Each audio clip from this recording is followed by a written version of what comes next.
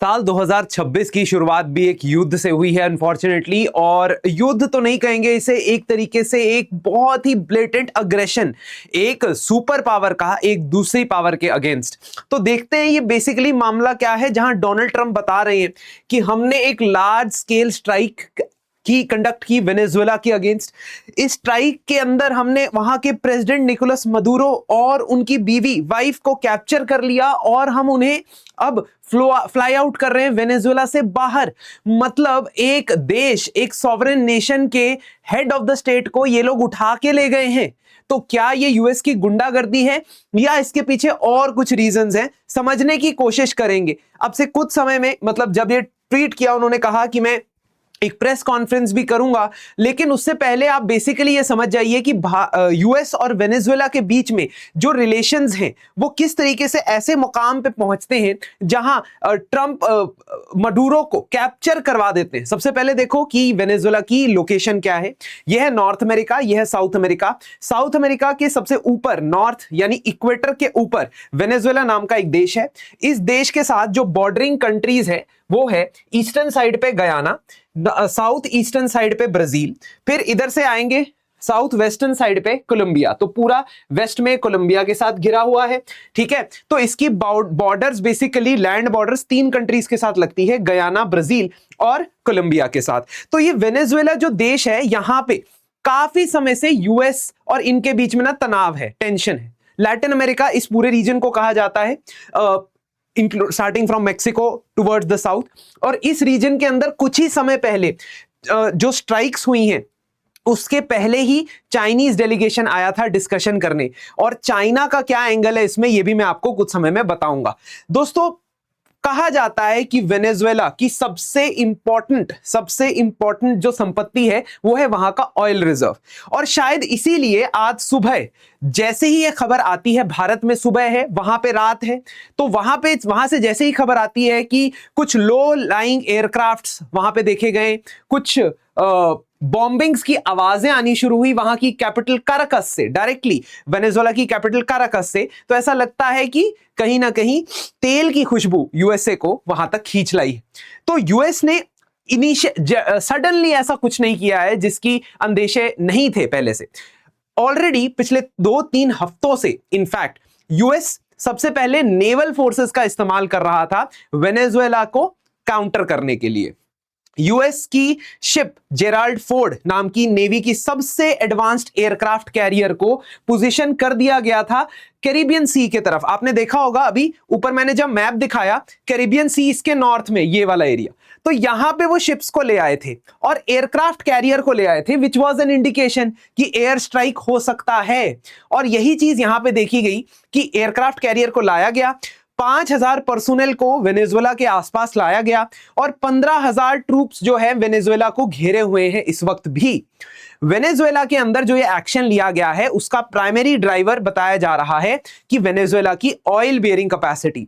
Venezuela में world का highest proven oil reserves है, 303 billion barrels proven reserves Venezuela के पास है, which is greater than Saudi oil as well. और आपको पता ही है कि जब यूएस को तेल की खुशबू आती है वो खिंचा चला जाता है। 1990s में या 1970s में इनफैक्ट वो गल्फ में एंटर होता है, इराक कुवैत वॉर में भी इंटरफेयर करता है। 2003 के अंदर वो इराक को कंप्लीटली डिमोलिश करने के लिए अपनी सेनाओं को भेजता है, और जैसा आज निकोलस मदुरो के साथ हो रहा है उससे कई बदतर हालत वो सद्दाम हुसैन की करता है। और यूएस के इस बार लेजिटिमेसी के 2 कारण बताए जा रहे हैं, यूएस अपने इन एक्शंस को कैसे लेजिटिमाइज कर रहा है। एक तरफ वो कह रहा है कि मैं निकोलस मदुरो को एक ड्रग ट्रैफिकर मानता हूं, and mind you this is not something which Trump has brought in. ये भी याद रखना है, मैं आगे बताऊंगा कि ये ट्रंप की नई पॉलिसी नहीं है वेनेजुएला के खिलाफ। ट्रंप ने तो बस वो एंड स्टेज किया है जो पहले से यूएसए काफी समय से प्लान कर रहा है, during George Bush, during Obama administration, during Biden administration also. I will tell you how. और इसलिए सिर्फ ट्रंप के ऊपर इसका सारा ठीकरा फोड़ना ये सही नहीं है। इनफैक्ट यूएस का जो वर्ल्ड हेजेमनी को बना के रखने का तरीका है वो कुछ इसी प्रकार का है। अगर वेनेजुएला के लिंकेजेस देखे जाएं पिछले कुछ समय में, वेनेजुएला को चाइना की तरफ से बहुत ज्यादा क्रेडिट या लोन मिला है, जिसके बदले में ऑयल शिपमेंट्स वो चाइना को फ्री में दबादब दिए जा रहा है। और यूएस के अंदर जो एक्सपर्ट्स हैं, रियल अमेरिकन वॉइस एक्सपर्ट्स तो एक्चुअली न्यूज चैनल पे आ रहे हैं, वहां पे वो कहते हैं कि 1 मिलियन बैरल अगर एक दिन में निकलता है वेनेजुएला से, तो उसमें से 9 लाख बैरल यानी कि 90% तो चाइना के पास जा रहा है। तो ये सिर्फ हमला वेनेजुएला के ऊपर नहीं है, ये हमला चाइना के ऊपर भी है। सिमिलरली ये हमला रशिया के ऊपर भी है, क्योंकि रशिया काफी समय से वेनेजुएला को वेपन्स और सिक्योरिटी सपोर्ट देता आया है और billions of dollars in loans देता आया है। यह हमला ईरान के ऊपर भी है, क्योंकि ईरान ने अभी रिसेंटली प्रोटेस्ट देखी, ईरान में इंस्टेबिलिटी क्रिएट हो रही है, ईरान ने भी वेनेजुएला को वेपन्स और सिक्योरिटी सपोर्ट प्रोवाइड किया है। तो एक तरीके से ये जो शिफ्ट हो रहा था वेनेजुएला पिछले 20-25 सालों से, not starting from now, starting from let's say 20-25 years, जो ये शिफ्ट देखा जा रहा था टुवर्ड्स यूएस एडवर्सरीज, इसको कंट्रोल करने के लिए जरूर ट्रंप ने एक्शन लिया होगा। अगर करंट एक्शंस देखें तो ओबामा एडमिनिस्ट्रेशन की मैं बात करता हूं, ओबामा एडमिनिस्ट्रेशन ने पहले भी वेनेजुएला को नेशनल सिक्योरिटी थ्रेट इंपोज किया हुआ है और पिछले 20 सालों से वेनेजुएला के ऊपर इकोनॉमिक सैंक्शंस लगाए हुए हैं। ट्रंप एडमिनिस्ट्रेशन जब फर्स्ट टाइम आई थी तो मदुरो पे आरोप लगा था कि वो नार्को टेररिज्म करते हैं, उनके ऊपर रिवॉर्ड रखा था, उनको जो भी कैप्चर करेगा उसे $20 मिलियन का रिवॉर्ड मिलेगा। अब उन्होंने खुद ही जाके उसे कैप्चर कर दिया है। इसके साथ साथ आप देखोगे कि ये these tensions can be traced to long back, जब से ह्यूगो चावेज वहां के डिक्टेटर बने थे वेनेजुएला के। उन्होंने सबसे पहला कदम ये लिया था कि यूएस के जो प्राइवेट कंपनीज यहां पे इजीली माइनिंग करती थी उनको बाहर निकाल के सारे ऑयल और नेचुरल रिजर्व्स को उन्होंने नेशनलाइज कर दिया था, मतलब वेनेजुएला की गवर्नमेंट के कंट्रोल में ले आया था। और तब से यूएस और वेनेजुएला के बीच में टेंशंस बनी हुई है। चावेज दूसरी कंट्रीज के साथ, एडवर्सरीज के साथ अच्छे डिप्लोमेटिक टाइज बनाते हैं। इनफैक्ट साल 2003 में दो में उनके खिलाफ यूएसए एक मिलिट्री कू भी करवाने की कोशिश करती है थ्रू इट्स कोवर्ट ऑपरेशंस, लेकिन वो सक्सेसफुल नहीं होता है। जब वेनेजुएला इसका आरोप यूएस पे लगाता है तब से इनके रिलेशंस बहुत ज्यादा डिटीरियोरेट हो जाते हैं। वेनेजुएला एक ऐसे देश है जो यूएस के सैंक्शंस की वजह से वैसे ही बहुत प्रताड़ित है, बहुत परेशानी में रहा है। उसके 75% से ज्यादा इकोनॉमी जो है वो कोलैप्स हो चुकी है। उसके 1,00,000% इन्फ्लेशन रेट्स चल रहे हैं। महंगाई दर जब हमारे यहाँ 5% हो जाती है, 6% हो जाती है, हम रोने लगते हैं।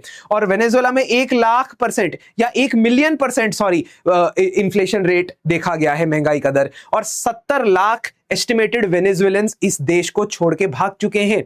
सो ऑलरेडी एक देश बहुत ही ज्यादा डिलैपिडेटेड कंडीशन में था और यूएस अब उसके ऑयल रिजर्व्स के ऊपर चाइना, रूस, ईरान ऐसी कंट्रीज को डोमिनेट नहीं करना देना चाहेगा। जियो स्ट्रेटेजिकली भी क्योंकि यूएस के इतने करीब है ये देश, इसलिए इंपॉर्टेंट हो जाता है कि वहां पे यूएस पसंद की सरकार बनी रहे। इसके अलावा जो बाकी कंट्रीज हैं उनमें कोलंबिया, मेक्सिको और ब्राजील ने मदुरो को क्रिटिसाइज जरूर किया है, लेकिन साथ ही साथ वो ये भी कहते हैं कि आपको इन्वेजन नहीं करना चाहिए।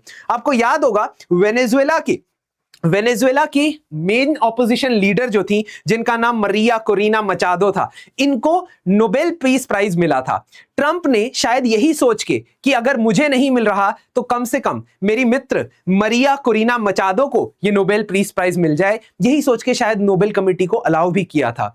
क्या नोबेल पीस कमेटी को ट्रंप को पीस प्राइज दे देना चाहिए था ताकि वो इस प्रकार का युद्ध ना करे? फ्यूचर में क्या रशिया इस युद्ध के अंदर या इस पर्टिकुलर एक्शन के बाद रशिया यूक्रेन की नेगोशिएशन से पीछे हटेगा?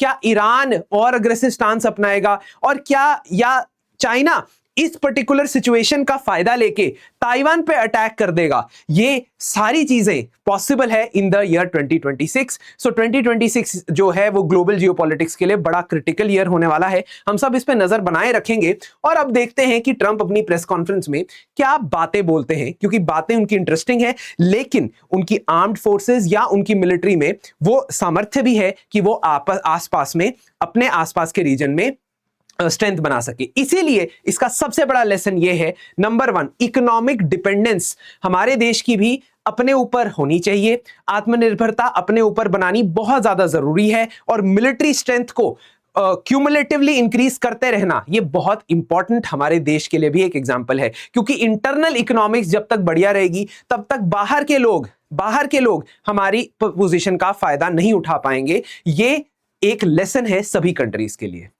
Thank you and have a very nice day ahead.